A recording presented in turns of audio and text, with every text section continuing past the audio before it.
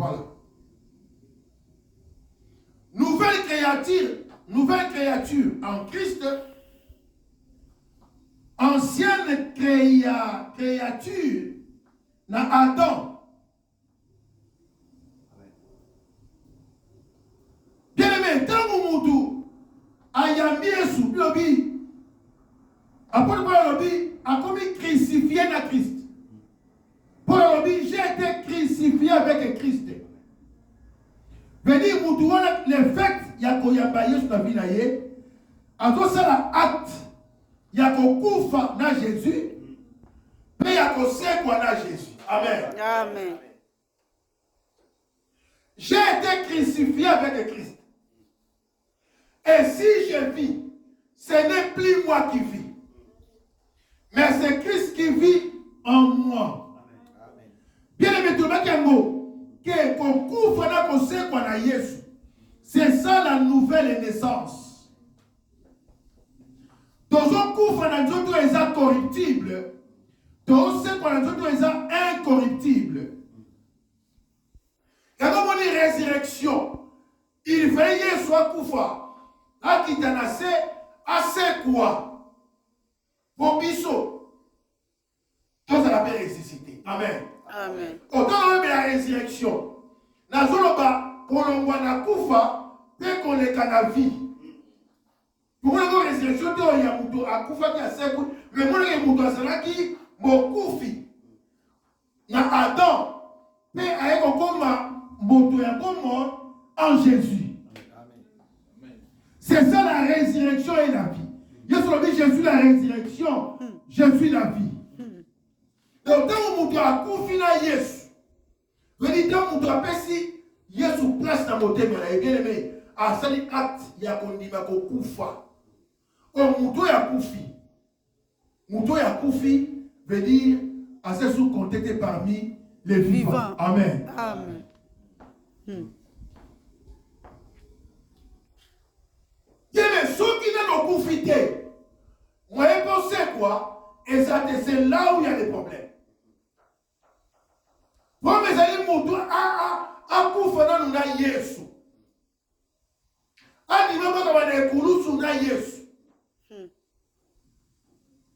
Kokufa mutu akufa na mutu akufa. Tazo mutu akufa veut dire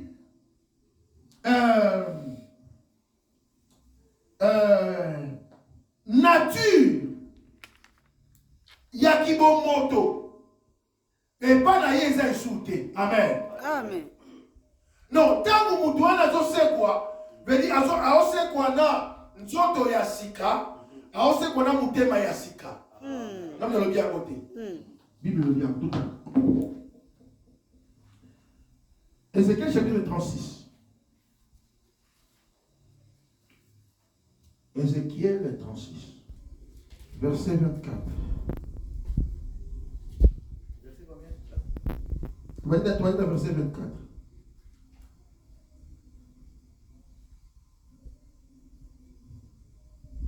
Je lis au nom de Jésus. Amen. Je vous rassemblerai de tous les pays. Oh, c'est la prophétie. Je répandrai sur vous une eau pure et vous serez purifiés. Je vous purifierai de toutes souillures, de toutes vos souillures et de toutes vos idoles. Je mettrai en vous un esprit nouveau. J'ôterai de votre corps les cœurs de pierre et je vous donnerai un cœur de chair. Je mettrai mon esprit en vous et je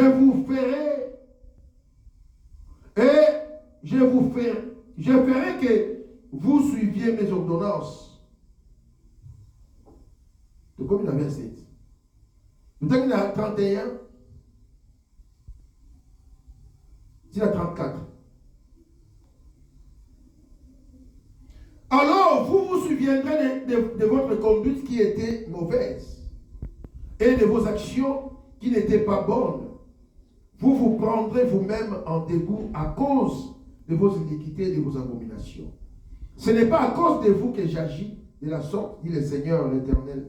Sachez-les pour ceux qui ont. Bien aimé, awa, nzamba zoloba. Nakopesa motema ya sika. Amen. Amen. Nakopesa nzoto ya sika. Nakolongola motema ya libanga.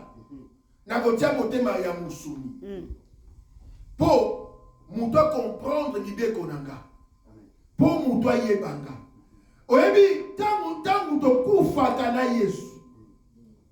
Tanto zo tika ba fina biso pa na Nzambe. Bien aimé automatiquement et ça automatique. Et ça lokola semence oyo kufi oyo et kitika ba bébé. Il faut kufa. Et pour là, tant que bote ko traduction zo asika. Amen. Amen. Alors, quand vous avez à combien en Christ, veut dire, Makamunenyo soyakala, automatiquement, il faut la transformer. Les choses anciennes sont passées et toutes les choses sont devenues nouvelles. Donc, Zambi, Zamba, quand vous avez créature yasika. Alors, vous avez mutu yasika. Alors, vous avez mutema yasika. Alors, vous avez esprit yasika. Amen. Donc, mutema wana eza mutema te. Oyo mutu abotama kinango. Amen. Amen. Esprit wana eza te oyo mutu abotama kinango. Donc, eza lokola mutu asali apose acte wana ya kokufa mpe kosekwa na Yesu. Ntango azosekwa netolobaka na baptême, ntango azobimba veut dire akomi mutu asita. Ntango bazotala ye bazoconfondre ye babi non mais est-ce que eza ye to eza ye te? Amen. Amen. Bien aimé, eza nango pasi te pour comprendre que mutu oyo azwi mutema ya sika.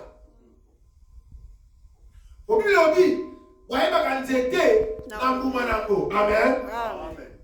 C'est par les fruits que tozoyeba ke oyo eza nzete oyo mbuma nango yango wana.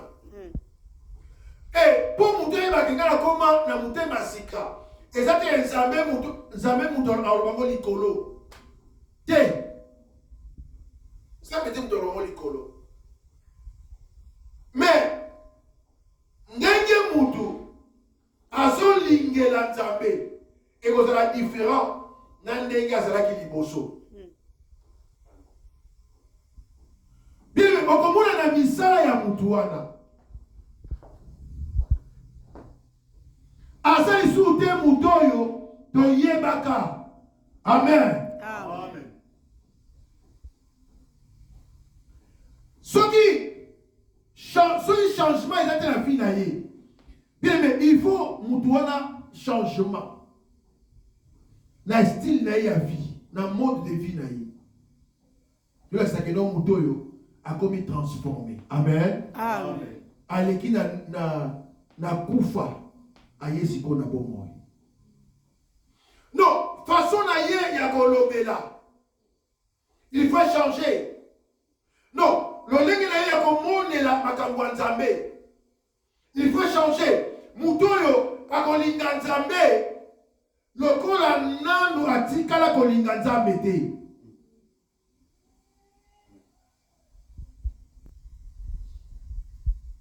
Non, façon na ye ya se comporter. Yaka ekola sekeno mutu oyo aleki quelque part. Amen. Gloire au Seigneur.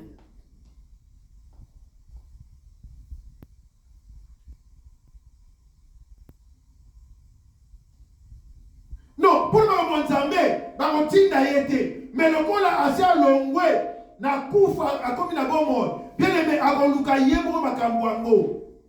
Ako prier ça que ben vous avez prié. Amen. Amen. Non, pour asia longwe kuna. Ako servir Nzambe sans batindika ye. Pour asia longwe kuna. Voilà bien aimé, pour comprendre directement que Mutoyo akomi na motema ya sika. Oui, pourquoi Zambalingi a besoin de Mutema Sika? Pour Mitema, Otomota Makanango, Otoyanango. Eza Mitema, Oyo, Ebinisaka Mabe Nyonso. Yesu Alobi, c'est dit dedans. Marc chapitre 7, verset. Marc chapitre 7. Verset 21. Je lis au nom de Jésus. Amen. Car c'est dit dedans. C'est du cœur des hommes que sortent les mauvaises pensées, les adultères, les cupidités, les méchancetés, la fraude, le dérèglement, les regards enviés, la calomnie, l'orgueil, la folie, toutes ces choses mauvaises sortent dedans et suivent l'homme. Amen. Amen. Bien, mais si vous avez koufi na Yesu, Zambala wala motema ya kala. Motema oyo mutu a héritaki na premier Adam. Parce que sur cette terre, na deux sortes de personnalité. Amen. Amen. Dans la personnalité adamique, oyo babotama na mwasi na mubali. Deme mutu nyuso abotama na mwasi na mubali. Abotama na nature pécheresse. Ya lisumu. Amen. Ataba ise lisumu te osa lisumu. Po ezana makina abotama nango. Adam akelamaki bapesaki ye vie kopesa. Amen. Amen. Tandis que Yesu abotama na mwasi na mobali te bapesa ye vie te. Yenda ya kopesa vie. Oh yes. Amen. Il y a une différence. Adam wana abotama bapesi ye vie. Mais second Adam, deuxième Adam, ayeti ko pesa ye vie. Pour yenda za la vie. Amen. Amen. Ayende ko pesa ngo sikoyo. Voilà pourquoi pour apesa bomo, il faut yandi makufa. Azo sika ya batoyo, bazali condamné, yazo place na bango afin que ba condamné bazala libéré, bazo vie. Yes. Amen. Nzokande premier Adam, ye bakelaki ye kokela na mabele, ba souffler na kati na ye azui bomo. Amen. Amen. Moyen ya pesa ngo ezate. Yango moni mutu ya kotami na mwasi na mobali. Bien-aimé, aza yango omoni ya moki. Yoana bana nzambe na bato nzambe. Bato nyoso on va fréquenter l'église. Baza bana nzambe te. Mwana nzambe za mutu oyo ayambi kolo Yesu. Na bomo ile lokola kolo pe mobikisi. Amen. Amen. Ye wande akomi na camp. Il y a second Adam qui est le Seigneur Jésus. Après moi, on dit, premier Adam. Aïe, qui me sont koufa. Nanzela, il y a l'issou. Amen. Amen. Est-ce que tu montes dans l'eau? Tu montes dans la mission. Amen. Verset chapitre 15. Verset 35 à 38. Ah là là là là là là là. Nous sommes battus de l'eau, nous sommes battus de l'eau, nous sommes battus de l'eau. Nous sommes battus de l'eau, nous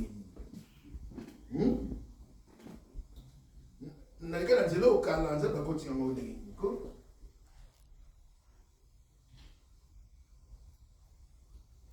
Le premier Adam, non, le premier homme tiré de la terre est terrestre. Le second homme et le Seigneur du ciel.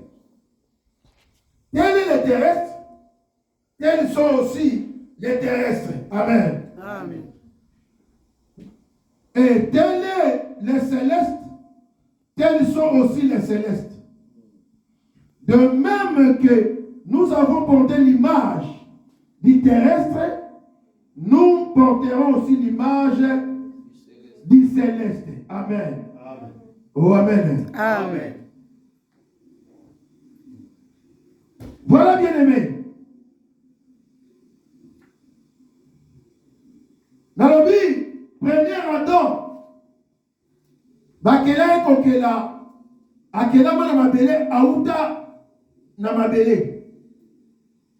Yango atika kopesa bongo ite. Il fallait second Adam ya. Second Adam, avec kozala mutu abotami na mwasa mobalite. Amen. Amen. Pour musala oyo yazoya kosala. Eza musala ya kolongola mutu maboko ya Satana. Eza musala ya kokangola mutu na nguya ya lisumu. Et mutu abotama na mwasa mobali. Déjà ça dominé la puissance à pécher. Nous avons la mutu aza esclave déjà quelque part. Donc ese ka mutu moko ta libanda po aya ko libérer. Voilà pourquoi Christ a tiré ton naï. Bien aimé, bitumba wana ezalaki lokola lion asatie mutu asaka lide ya mutu akotela ta monoko.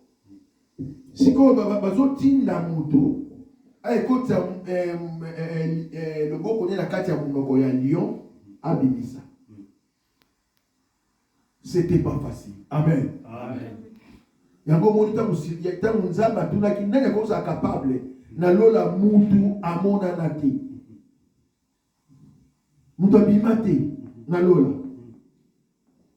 Le silence.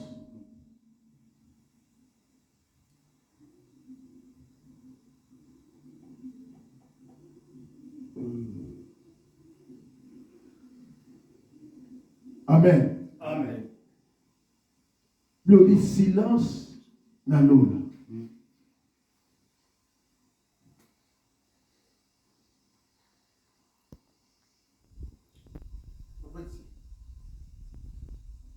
Facilité. Et mututé azalaki digne. Ya konya posa la musala wana. Ça va so mutaza tenga mona kei. Voilà pourquoi Christ a yaki. Amen. Amen. Mais pendant que azozala humilié, parce que même le parcours il y a Jésus. Balongola place là qui n'a pas caïf, n'a pas ni parcours wana nyonso. Bien eza na message. Nenga les raboto bakangi, eza prophétisé déjà. Eza l'a annoncé avant la Bible. Amen. Amen. Eza na ba détail, eza na kati wana. Donc si Jésus a comme na croix, ayaki lokola sacrifice. Donc croix ezalaki lokola autel. O bazalaki kotumba. Croix ezalaki lokola autel d'offrande. Amen. Amen. Donc pendant que nous avons Jésus sur la croix. Amen. Amen. Donc Nzambe azomona ye agneau na likolo ya autel. Donc quand nous avons Jésus sur la croix, mais Nzambe ayebi ke wana agneau oya ye pona ko ôter les péchés. Yango il fallait makila ebima.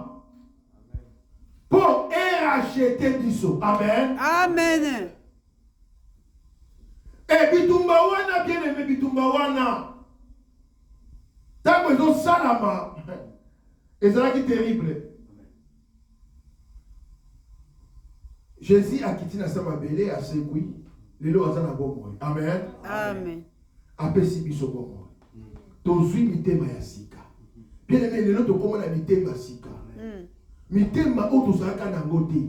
Oto botama na ngote. Yongo so mutakomi vraiment chrétien. Akomi penza chrétien.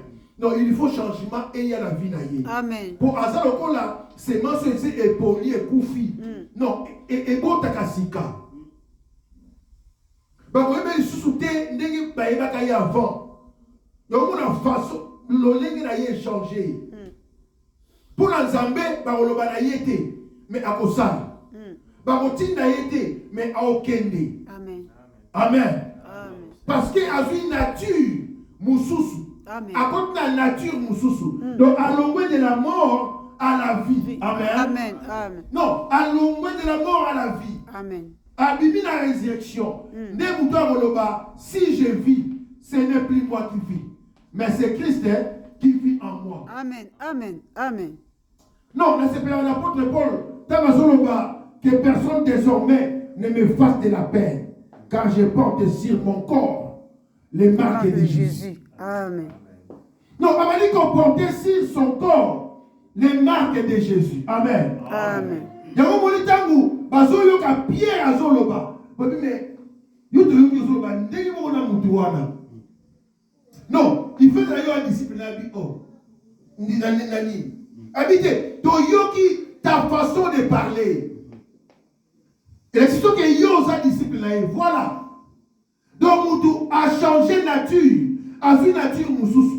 Même quand le banaye a changé. Bagoyoka ete ndenge bayoka ka bango. Amen. Te oyebi tala eza place mususu hein, eza place mususu ko. Okom peta bozoloba, on te ki na sambelaka. Mais bodo bi yo sambelaka. To so na de ko jour wana. La première question, deuxième question. Oh. Est-ce que yo osa pasteur? Osa pasteur? Nabi pourquoi tu dis bongo? Habiter pour pas pasteur, pas bandaraga aboye. Amen. Amen. Te, na tira comme c'est na pasteur. Bien aimé, ba yoga à Pierre. Ndega zoloba. Babino muto ya zalaki na ye. Pour façon na d'être. Bien aimé, manolenge na ye yango nabaki awa ke muto ango mungongo te muteko loba. Mais le col a assis à ce mutema ya sika. Makabwa sika pe continue vie na ye. Amen. Et mutema sika peut aso ko pesa kontambe. Amen. Amen. Aso pesa biso mitema ya sika. Esprit ya sika. Ya monde to lobela dimanche zoya. Mutema ya sika na esprit ya sika. Amen. Amen. Tala. Oya vous allez sauver. Et ça mouton allégué de la mort à la vie. Amen. Amen. Et là vous allez sauver. Yango Nicodème. Réponse là à Moko. Il faut dire les cas de la mort à la vie. Parce que Nicodème a compris la beauté. Oh. Mais il faut la beauté à Malissousou. Dans ce moment, la beauté à Malissousou. Et ça physique, et ça spirituel. Amen. Amen. Mais les actes, il y a Yesu. Il y a sa place dans mon thème le Barazambé. Il y a commis Boya. Il y a commis Soudé. Mais le Barazambé est à Moussaka. Amen. Yes. Oh, amen. Gloire au Seigneur. Non, Ngali Soudé. Mais Zamba ça contrôle la vie. C'est ça. Yes. Non, Ngali Soudé. Mais Zamba Koumi ça la vie. Yes. Voilà la nouvelle naissance. Gloire au Seigneur. Bien aimé, et si quand c'est là, et si quand Yes. pour qu'on nous place au bas, mon agayo, aux aradisoutés. Gloire. Mais il y a ceux conseils aux autres d'État. Il y a Ouera, il y a Zangate, il y a Sokolate. Avant la concert, il y a Matou Samuel. Amen. Avant la concert, il y a frère Michel Bakenda. Amen. Amen. À le mois de la mort à la vie. Amen. Gloire. Tala, et lui quand il est nous avons une nouvelle créature. Moutouana a repêché tété. Et là, on a pour accepter sur la péché, mais pour tous en connaissance. Là-bas, il y a importance. Et ça vie à chrétien. Amen. Parce que conversion, ça m'a une fois, mais repentance, ça va chaque jour. Chaque jour. Voilà pourquoi. Tout ça, pas tout dans le mais mon tour assis à naître de nouveau. Ceux qui essaient de sous, à comme attristé. Il y a une différence. À vous attristé. il faut refouler à Moloki. Amen. Amen. Pourquoi? Parce que ils ont souffert na été. Ils ont vie à Kala, à Tikambo. Mais le coup là, nous avons la erreur. Et la erreur wana, bien aimé, à Kofanda te, l'erreur wana, il faut ayoka mawa, pe a longo. Yes. Parce que tant que nous avons une créature, ça va purifier à Kabiso Yemoko. Nous tenons les Ézéchiel. Abila ko purifier bino, na maya sika. Na ko purifier makalisi na bino, oko masika. Amen. Amen. T'as la place de barquer, bassin bazali. Bassin baza. Amen. Pourquoi les saints? Parce que nous sommes sanctifiés par les saints. Amen. Yes. Pourquoi les saints? Parce que nous sommes rachetés par les saints. Gloire. Amen. Amen. Nous vivre une vie à sainteté. Jésus m'a dit, puisque celui qui vous a appelé est saint, vous aussi soyez saints. Donc vous appelez bassin. Mais bassin, le mot là, bassin tomate. Bassin, le mot là, bassin isitoté. Toi, bassin, le mot là, banana, bateau yobayami, yes, le mot là, mon plus na bango. Amen. Yes. Oh, amen. Amen. Voilà bien aimé. Ma campagne c'est la caboye. Nazo bango na été pourquoi ça va continuer à dire. Ouais, ma thé ya micro ils a cabo. Attends, nous connaît moment où qui ça te déclaration ils ont yati. Ça te déclaration ça va pas bon là ils ont yati. Amen. Amen. C'est tout ça tous les moment qui ça OK. Anéo ils a yayo ils ont yati. Ils a cabo. Nous avons une nouvelle créature. Amen. Amen. Dieu veut changer façon d'être. Et ça va pour nous ensemble là, c'est comme ça là. Et ça va tout. Basambela. Mais il y a un côté. Pour mes amis to kufa. Ceux qui s'aiment c'est kufité. Il y a ce qui est comme maté. Celui mutu a lekina kufate na Yesu. Moi pas beau ta mambala sikezate. Ne akotika la kaka mutu akala. Makambo akala na vie na ye. Vous comprenez mais ne nous sambela oui, asambela meneno akufate. Amen. Amen. Tu assembles meneno akufate. Et le monde n'a profité. Bien aimé, ba lien, ba démon, ba malédiction, et ça toujours du konaye. Pourtant quand kufa veut dire Yesu azokanga basinga. Oye kanga azokanga. Malgré que ça la progressive. Mais là ça va bofungole basinga wana dokia kene. Ça la libre, ça bien na konda. Bofungole basinga. Amen. Amen. Voilà bien aimé. Tout ça la semblante ya kosambela. Tout ça la semblante ya koyeba nzambe. Non, tout yeba vraiment nzambe. Peto linga nzamba moto servir ye. Amen. Amen. Tout là ta nature, tout là ta lenge ya ki bon nzambe.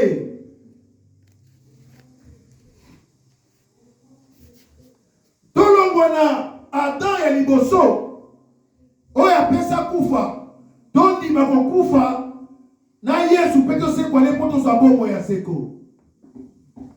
Amen. Amen. Parce que même qu'on s'en met la biso souka na moi ça enlèvement. Et enlèvement et ça pour na bato ba sambe la karate mais pour na bato ba kufa pe ba se kwa na Yesu. Amen. Amen. Yes. Bato ba s'attribuer ba titre ya chrétien mais bato yo ba vivre ka vie chrétienne. Yes. Gloire. Oh, batina kaita sene zawe me yibo ga yidi fura sene na nzambe poko ndimalanga ekola. Poko ndimalanga ekola. Amen. Amen. Na avancer. Amen. Voilà bien aimé. Pour na yelo to sukiao. Sukiao pour na yelo ndima okufa. Omoni nzoto. Ekozonga nango mabele vraiment. Yo bolimwa. Mais il sur lobby n'a qui comme la bine sika. Amen. Amen. Non n'a qui comme la bine sika. Gloire au Seigneur. N'a ko ya ko zo bino. Place où on a la binope, bozala wana. Tala, tout ça, mais la rapport, mon tout a quelqu'un comme ça, c'est Sika. Alors, ce sont un jour, pour nous aller ensemble. Amen. Amen. Amen. Il met tout ça la makasi. Toi, bah, tous les autres, mais tout ça la makasi. Si tu appelles un bisayo qui s'appelle makasi na bisoté. Dimanche, Goya, tangu, tu voyais qu'on a côté, mais c'est qu'un esprit à Sika. On comprend les amis makasi na bisoté. Amen. Les aka mbolo à Zambé. Mais pour mes amis, on a un côté, mais Sika, na esprit ya Sika. O etikali. Zambé moko akoya kusunga yo. Gloire. Au bout de là, au bout de mais comme le au bout de la 3h du temps, au bout de la 2h, au bout de la 1h. Donc, aux cas moi. Et comme le bout de boyer, comme la tika péo, c'est comme la tika au cas moi. Parce que au souci côté mayasika, esprit yasika. On forcé mais Nzambe ako sala makambu na kati na yo makambu ngo ya mutu ko la dimanche zoya amen ko la pambo la biso amen tellement nous sommes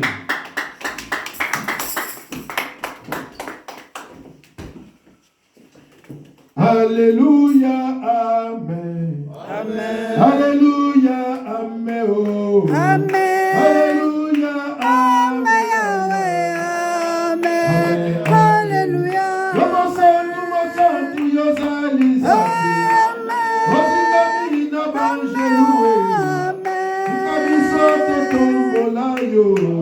Amen. Alléluia. Oh, makasi mayele nyonso. Amen. Bipaina yo. Amen. Ikabiso to sanjola yo. Amen. Alléluia. Amen. Nikakina kufa. Amen. Nikakina beba. Amen. Olobikisi ya ya. Amen. Alléluia. Oh, Alléluia. Amen. Alléluia. Amen. Alléluia. Amen. Yahweh. Amen. Alléluia. Olopesi pe mama kasi nyonso. Amen. Biso totomboli yo. Amen. Biso tosanjoli yo. Amen. Alléluia. Otika kikembo yaki na se. Amen. Yes. Gloire. Amen. Biso toyembeli yo. Amen. Alléluia. Amen. Ngati na kufa yo. Amen. Jésus. Gloire au Seigneur. Alléluia. Amen. Alléluia. Amen. Jésus. Jésus. Amen.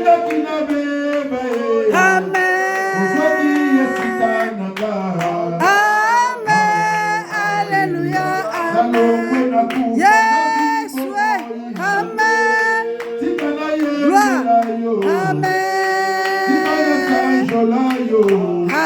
Amen. Alléluia. Amen. Jésus. Yesu ndebomoy. Alléluia. Yesu boué. Mwambani salema. Niye mwambani salema. Yosa. Bena bazambe. Zambe ya bazambe. Yosa zambe ya bazambe. Yosa zambe ya bikamwa. Yosa zambe ya bikamwa. Yosa zambe ya bikamwa. Bayakuma. Yahweh yokuma. Yes. Kuma. Yahweh yokuma. Amakasi na skole. Yahweh yokuma. Alléluia. Gloire à toi, Jésus. Alléluia. Obongina kokumisa Yahweh. Obongina kembo papa. Elo kuma songe paina mo santu. Merci pour notre pesa bomo ya sikanza. Merci pour notre kufa peko sepa na yonkolo. Merci pour la vie, Seigneur.